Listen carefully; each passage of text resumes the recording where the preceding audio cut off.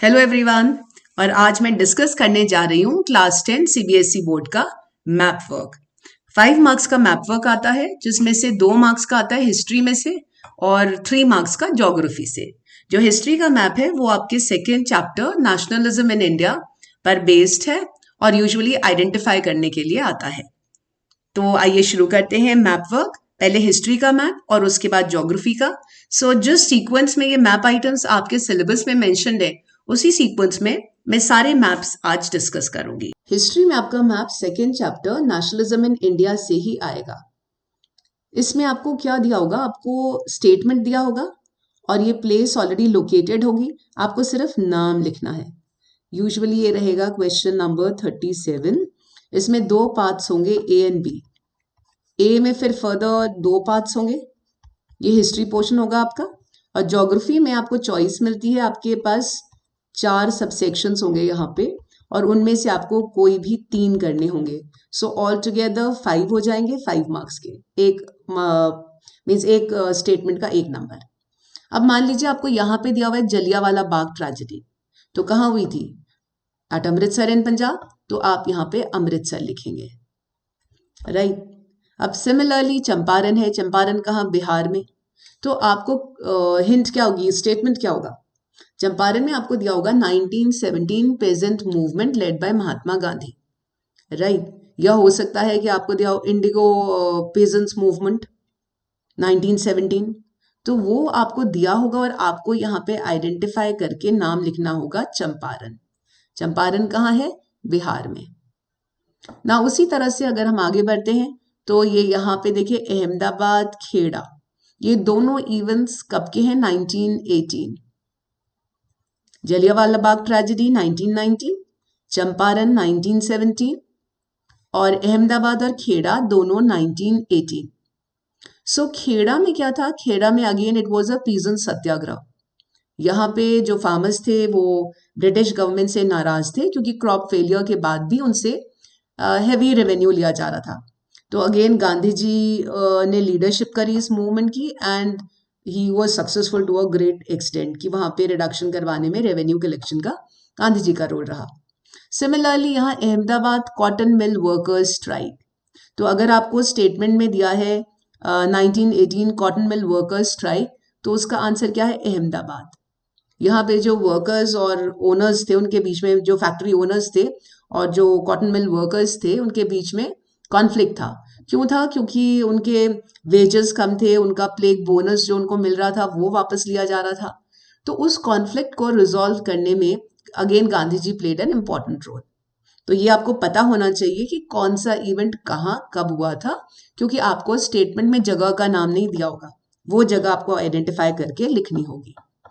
अब नेक्स्ट देखिए, ये जगह डांडी, ये डांडी ये भी गुजरात में है। इस जगह पे पहले अहमदाबाद, फिर उसके थोड़ा सा नीचे खेड़ा और नीचे आके यहाँ पे डांडी। तो डांडी क्या था? गुजरात का एक कोस्टल विलेज है, और यहाँ से शुरू किया था गांधी जी ने 1930 का सिविल डिसोबीडियंस मूवमेंट।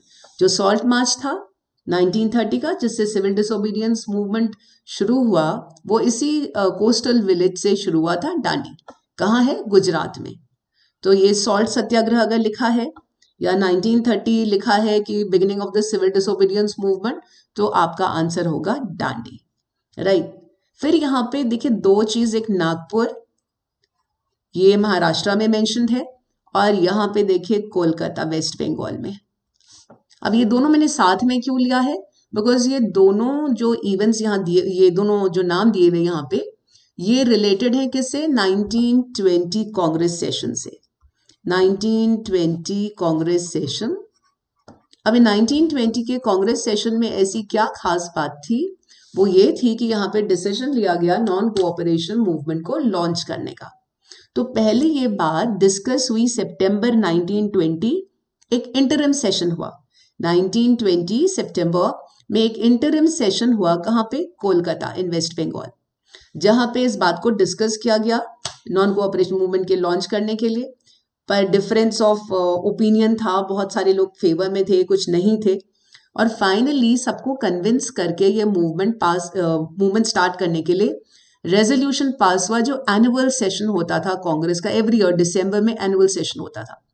तो 1920 में रेगुलर या एनुअल सेशन कहाँ पर हुआ? नागपुर में, जहाँ पे कि नॉन कोऑपरेशन मूवमेंट को लॉन्च करने के लिए रेजोल्यूशन पास हुआ। और इससे पहले ये बात जो इंट्रोड्यूस हुई थी वो कहाँ हुई थी? In the interim session of the Congress at Kolkata in West Bengal. अब एक और सेशन यहाँ पे आता है, मद्रास सेशन। मद्रास सेशन ये जिसको अभी हम मद्रास को चेन्नई बोलते हैं, ये हुआ था 1927 में। और इसकी खास बात ये है कि यहाँ पे डिसीजन लिया गया किस बात का? पहला डिसीजन कि साइमन कमीशन जो आने वाला था इंडिया में 1928 में, तो उसको प्रोटेस्ट करने के लिए, क्योंकि उसमें कोई इंडियन मेंबर इंक्लूड नहीं किया गया था, तो उसको प्रोटेस्ट करने का जो रेजोल्यूशन था वो मद्रास सेशन में लिया गया। प्लस पूर्ण स्वराज की बात को भी जो पहली बार इंट्रोड्यूस किया गया वो यहाँ पे किया गया। हालांकि जो रेजोल्यूशन पास हुआ था वो 1929 के लाहौर सेशन में हुआ। तो आप ये हिस्ट्री के लिए आपको सिर्फ इतना ही करना है। तो हम नेक्स्ट मैप पे आते हैं और नेक्स्ट मैप है ज्योग्राफी से। अब ज्योग्राफी का जो पहला मैप आपका इंपॉर्टेंट मैप है वो है मेजर सॉइल टाइप्स को से रिलेटेड। अब इसमें मेजर सॉइल टाइप्स आपको पता होना चाहिए कि अलग अलग टाइप्स ऑफ सॉइल्स हैं। आपका सेकेंड चैप्टर ये आ जाता है। तो इसमें आपके जो मेजर सॉइल टाइप्स हैं, तो हम एक कोने से शुरू करते हैं। Let's start from this side, the mountainous soil. ठीक है, फॉरेस्ट एंड माउंटेनस सॉइल। तो फॉरेस्ट एंड माउंटेनस सॉइल है तो ऑब्वियसली माउंटेन रीजन में होगी। तो यहाँ पे आपका जम्मू कश्मीर, लद्दाख, हिमाचल, उत्तराखंड कवर हो गया। ये छोटा सा आपको यहाँ पे दिख रहा है Sikkim, and this portion of Arunachal Pradesh, right. दूसरा हम आते हैं alluvial oil soil. Alluvial soil पे, तो एलुवियल सॉइल आपको ज्यादातर कहाँ मिलेगी? जो आपके रिवर वाले प्लेन्स हैं, right? Because basically this is deposited by rivers. Alluvium is deposited by rivers. तो ये आपको जो नॉर्दर्न प्लेन मिलेगा पूरा यहाँ पे, चाहे वो इंडस प्लेन हो, चाहे वो गंगा यमुना प्लेन हो, चाहे वो ब्रह्मपुत्रा प्लेन हो, तो यहाँ पे आपको जो नॉर्दर्न प्लेन है यहाँ पे कौन सी सॉइल मिलेगी? Alluvial soil. और कुछ पार्ट आपको यहाँ दिख रहा है राजस्थान और गुजरात का भी, राइट। और दूसरा फिर आपको मिलेगी ये ईस्टर्न कोस्टल प्लेन में। ये जो ऊपर वाला प्लेन दिख रहा है नॉर्दर्न प्लेन, ये आपका जो पेरिनियल हिमालयन रिवर्स हैं वो बनाती हैं। और जो आपको ईस्टर्न कोस्टल प्लेन दिख रहा है यहाँ पे भी एलुवियल सॉइल है, और ये डिपॉजिट करती है peninsular rivers like Krishna, Kaveri, Godavari, क्योंकि वो ज्यादातर ईस्ट फ्लोइंग रिवर्स हैं, right. So most of the rivers in the peninsular part of India they are east flowing rivers. तो वो ज्यादातर जो सेडिमेंटेशन एलुवियम उनका जमा होता है वो इस तरफ है, राइट। फिर हम आते हैं red and yellow soil. Red and yellow soil as you can clearly see कि ये आपका इस पोर्शन में, राइट, तो थोड़ा आपका ये झारखंड आ रहा है, छत्तीसगढ़ आ रहा है, ओडिशा आ रहा है, and then the peninsular part, right, Tamil Nadu, Kerala आ रहा है, और थोड़ा पोर्शन आपका इधर नॉर्थ ईस्टर्न जो स्टेट्स है इनका भी है। तो यहाँ पे जो सॉइल आपको दिख रही है red and yellow soil, north eastern part of India, then this is your eastern part of India, right, and then ये southern part में भी deposit होती है, ये यहाँ पे भी मिलती है। then आते हैं black soil पे। black soil basically कहाँ मिलती है? महाराष्ट्र, गुजरात, right। so हमने देखा यहाँ पे जो मेनली जो मेन एरियाज हैं black soil का, वो आपको दिख रहा है ये महाराष्ट्र का रीजन, फिर आपको ये पार्ट ऑफ गुजरात दिख रहा है, Saurashtra region of Gujarat, right. So हमने देखा कि ये आपको मिलेगी सौराष्ट्र रीजन। देन ये आपको पार्ट ऑफ मध्य प्रदेश में भी मिलती है। सो ये आपको basically part of Madhya Pradesh, Maharashtra and Saurashtra region of Gujarat में मिलती है। Then we come to the laterite soil, right. Laterite soil, ये आपको जो पतले पतले पार्ट्स ये दिख रहे हैं इधर पे, और सिमिलरली आपको नॉर्थ ईस्टर्न साइड में भी ये पार्ट्स दिख रहे हैं। So that is your laterite soil. So laterite soil की अगर हम बात करेंगे तो मेनली आपको ये वेस्टर्न घाट रीजन में थोड़ा सा दिख रहा है यहाँ पे। सो वेस्टर्न घाट में आपको थोड़ा सा महाराष्ट्र का एरिया आ रहा है, और उसके बाद आपको ये इधर पे दिख रही है थोड़ी जो पार्ट ऑफ योर ओडिशा है थोड़ा, वहां पे मिलेगी। एंड देन उसके अलावा आपको नॉर्थ ईस्टर्न रीजन में ये दिख रही है, that is your laterite soil. And then we finally come to your arid soil. Arid soil actually colours बहुत ज्यादा साफ इसमें आ नहीं पाए हैं, but arid soil is here, ये पोर्शन जो आपको दिख रहा है, this is of arid soil. ये वाला पोर्शन जो है ये एरिड सॉइल है।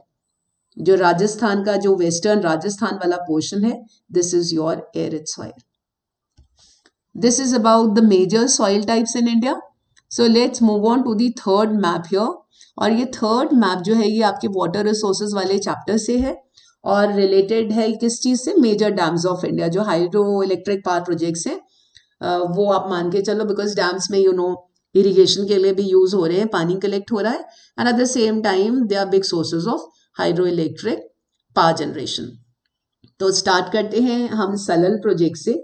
सलल जो प्रोजेक्ट है वो आपका यहाँ पे देखो, let's start from Jammu and Kashmir. So Jammu Kashmir में आप देख सकते हो यहाँ पे लोकेटेड है सलल प्रोजेक्ट और ये है आपका चिनाब रिवर पे बना हुआ। फिर हम इसके थोड़ा नीचे आते हैं, ये अगर आप देखोगे Punjab and Himachal border, this is your Punjab and this is Himachal. तो पंजाब और हिमाचल प्रदेश के बॉर्डर पे है भाखड़ा नंगल, राइट। सो हिमाचल और पंजाब के जो बॉर्डर पे भाखड़ा नंगल है, ये सिचुएटेड है आपके सतलज रिवर पे, ये बना है सतलज रिवर पे।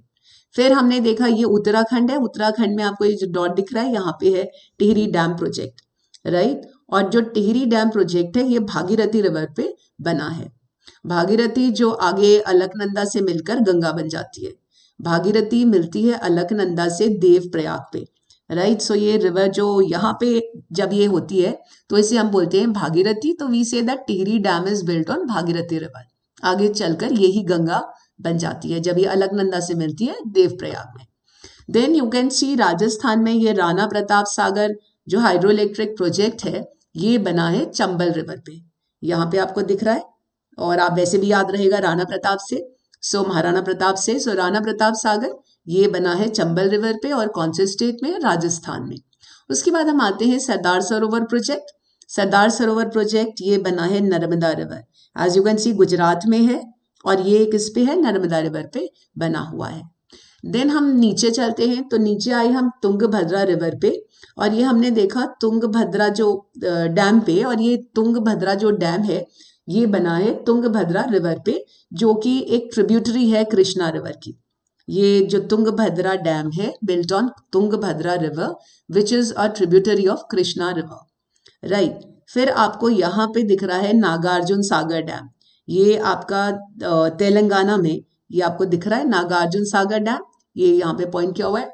सो नागार्जुन सागर डैम किस पे बना है, ये भी कृष्णा रिवर पर ही बना है। अब यहाँ से हम थोड़ा ऊपर की ओर चलते हैं, ये आ गया उड़ीसा, और उड़ीसा का जो फेमस डैम है वो है हीराकुड डैम। हीराकुड डैम यहाँ पे लोकेटेड है और ये किस पे बना है, ये बना है आपकी महानदी पे। महानदी पे कौन सा डैम, हीराकुड डैम, कौन से स्टेट में है, उड़ीसा में है। तो ये आपके मेजर डैम्स ऑफ इंडिया भी कवर हो गया। अब आते हैं हम नेक्स्ट मैप पे, और नेक्स्ट मैप है related to rice cultivation, right. So rice cultivation में कुछ मेजर एरियाज हैं राइस कल्टीवेशन के और कुछ माइनर एरियाज हैं राइस कल्टीवेशन के। तो यहाँ पे देखिए जो मेजर एरियाज हैं राइस कल्टीवेशन के, वो आपको दिखेगा जो डेल्टाइक एरियाज और जो कोस्टल एरियाज में जहाँ पे पानी ज़्यादा है, अवेलेबिलिटी पानी की, तो वहाँ पे आपको ये राइस कल्टीवेशन दिखाई देगा। इसके अलावा ये माइनर एरियाज भी हैं।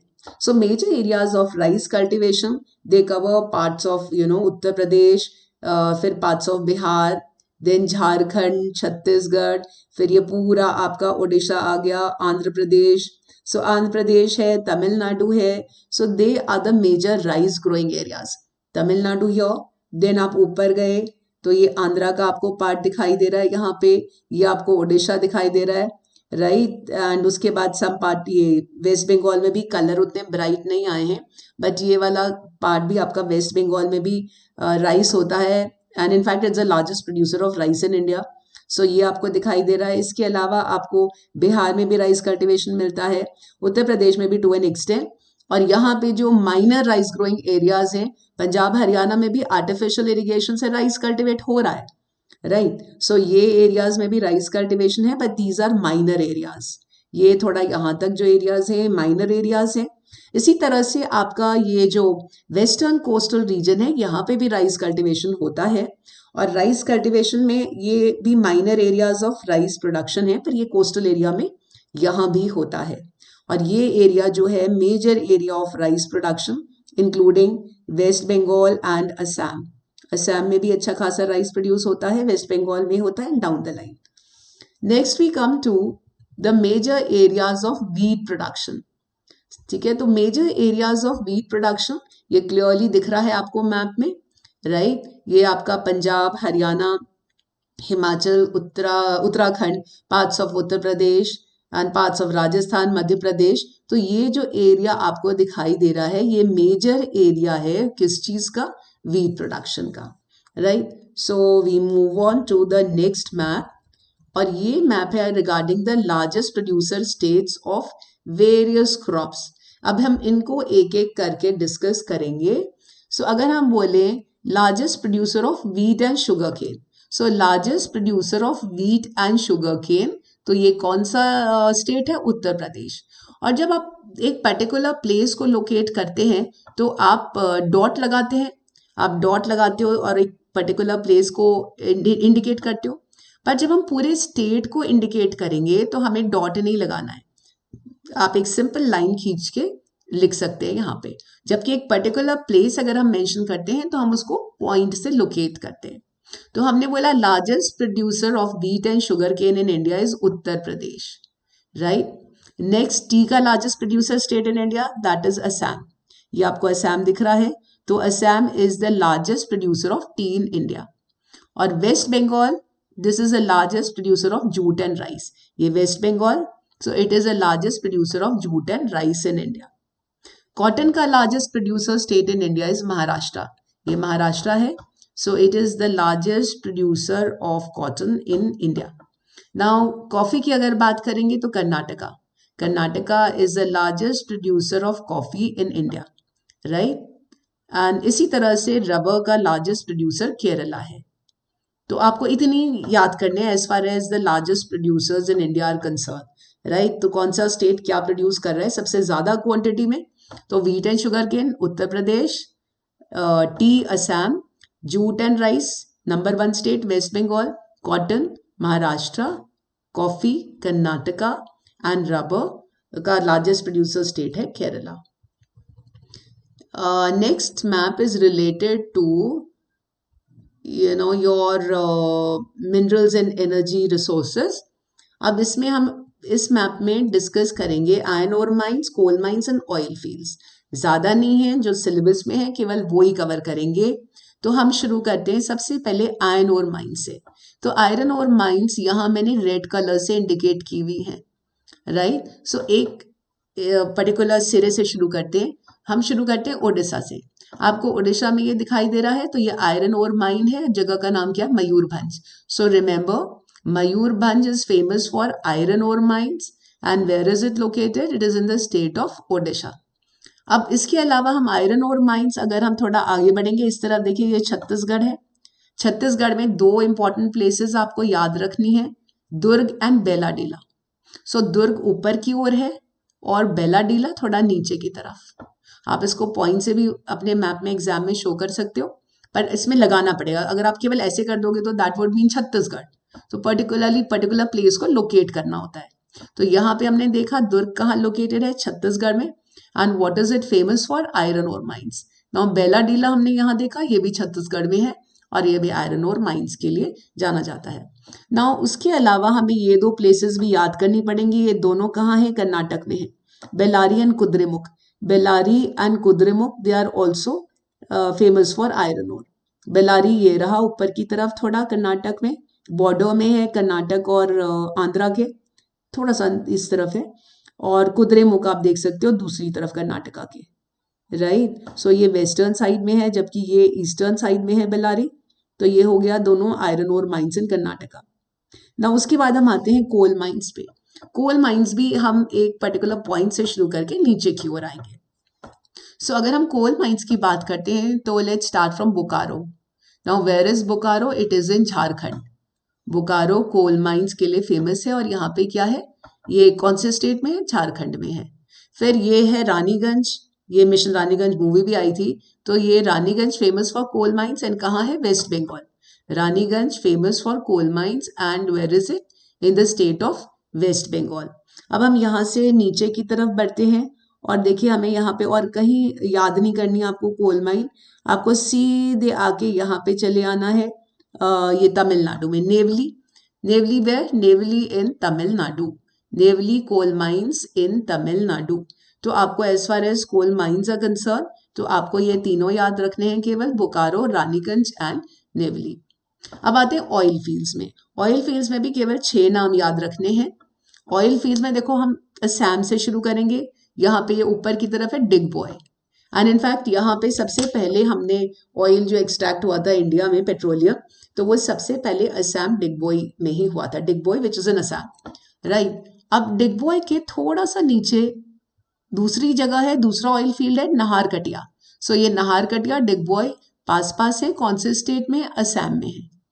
2 ये हो गए, फिर 2 आपको गुजरात में मिलेंगे और 2 महाराष्ट्र में।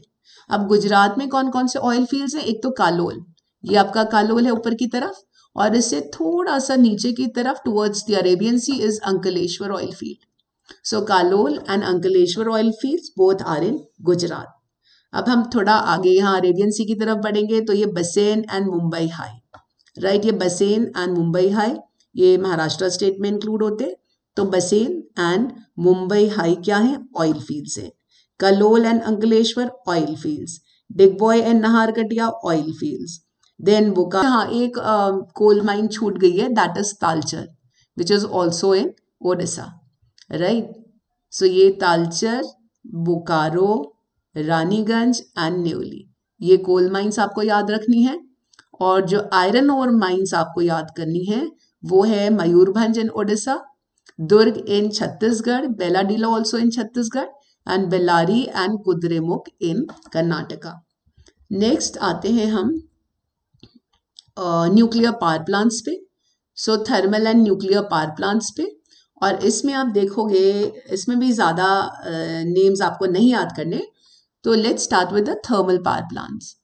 अब थर्मल पावर प्लांट्स की अगर हम बात करेंगे तो आप यहाँ से शुरू करते हैं एक पॉइंट से, ये नामरूप इन असम, नामरूप इन असम आपको दिख रहा है here, right? Then this one is Singrauli in Madhya Pradesh, Singrauli in Madhya Pradesh, and then Ramagundam in Telangana, Ramagundam in Telangana। तो आपको 3 ही याद करने हैं, Namrup in Assam, Singrauli in Madhya Pradesh and Ramagundam in Telangana. अब न्यूक्लियर पावर प्लांट्स पे आते हैं।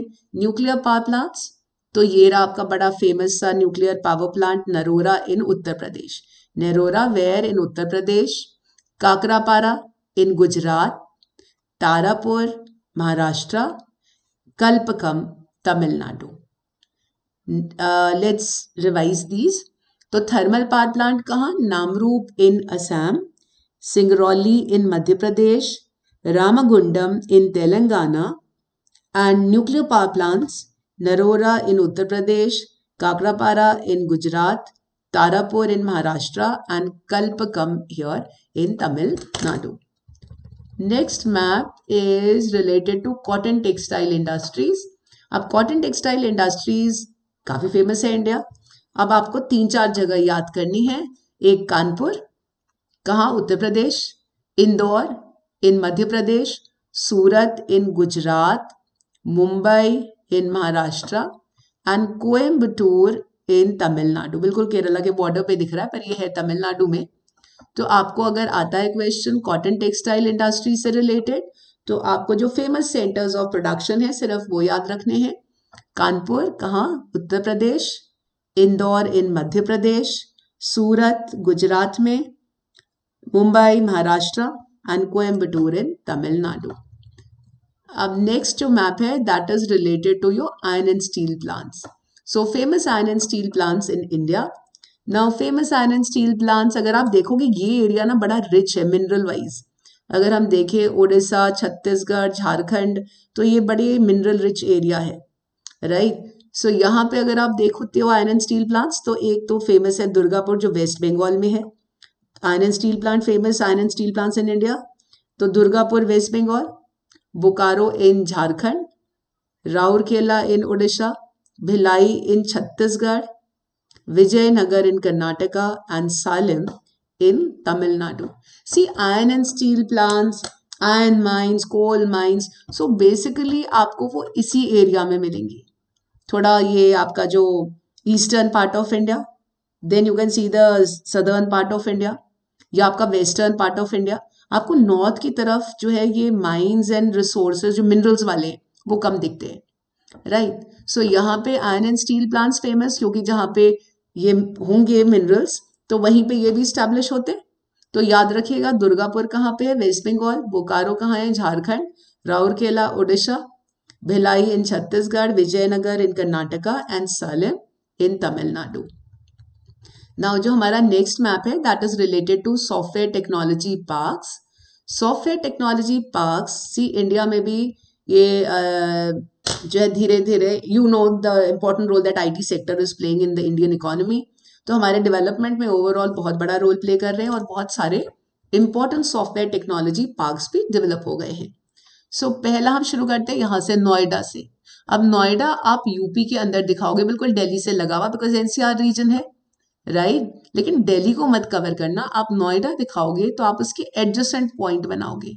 सो दिस इज योर नोएडा, ठीक है. Then Gandhinagar in Gujarat, then Mumbai and Pune both in Maharashtra. Mumbai towards the sea, थोड़ा सा अंदर की तरफ और नीचे की तरफ is your Pune. Then Hyderabad, the capital of Telangana. Bengaluru, the Silicon Valley of India in Karnataka, right. फिर केरल में आपको दिख रहा है ये डॉट, ये है केरल की कैपिटल तिरुवनंतपुरम, जिसको पहले त्रिवेंद्रम बोलते थे. और इधर पे आ गया तमिलनाडु में चेन्नई, या जो पहले मद्रास था.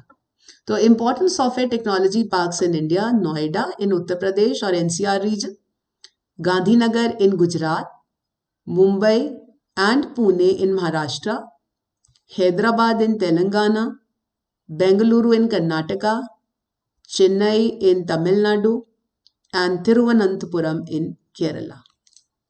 अब हम आगे बढ़ते हैं अपने लास्ट मैप की तरफ, जिसमें मेजर पोर्ट्स और इंटरनेशनल एयरपोर्ट्स दिखाए हैं.